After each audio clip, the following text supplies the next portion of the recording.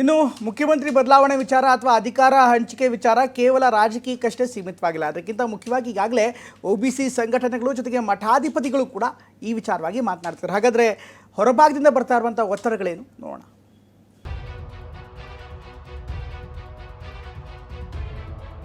ನಾನಂತೂ 100 ವರ್ಷ ಇದ್ದೇ ಇರ್ತೀನಿ.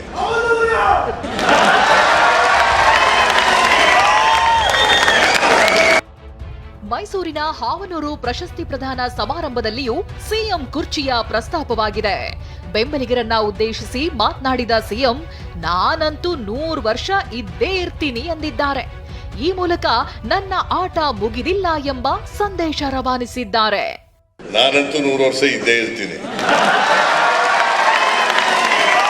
ನಾನಂತೂ ಅಂದ್ಕೊಂಡಿದ್ದೀನಿ 100 ವರ್ಷ ಬಾಳ್ಬೇಕು ಅಂತ ಅಂದ್ಕೊಂಡಿದ್ದೀನಿ. 78 ತುಂಬಿ 79ನೇ ವರ್ಷ 3 ತಿಂಗಳು ಆಗೋಯ್ತು. 4ನೇ ತಿಂಗಳು ನಡೀತಾ ಇದೆ.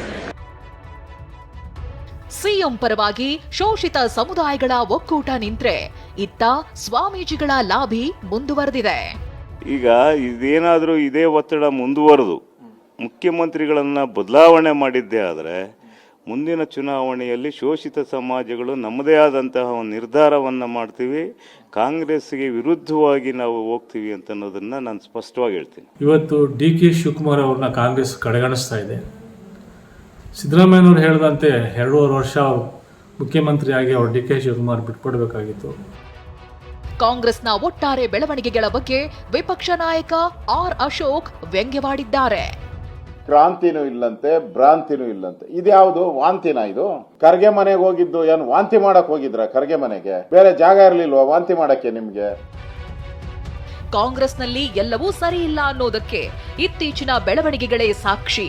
ಈ ಗೊಂದಲ, ಈ ಚರ್ಚೆ ಅದೆಲ್ಲಿಗೆ ಹೋಗಿ ತಲುಪುತ್ತೋ ಕಾಲವೇ ನಿರ್ಣಯಿಸಬೇಕಿದೆ. ರಾಮನಗರದಿಂದ ಪ್ರಶಾಂತ್ ಜೊತೆ ಕಿರಣ್ ಹನ್ಯಡ್ಕ, TV9 ಬೆಂಗಳೂರು.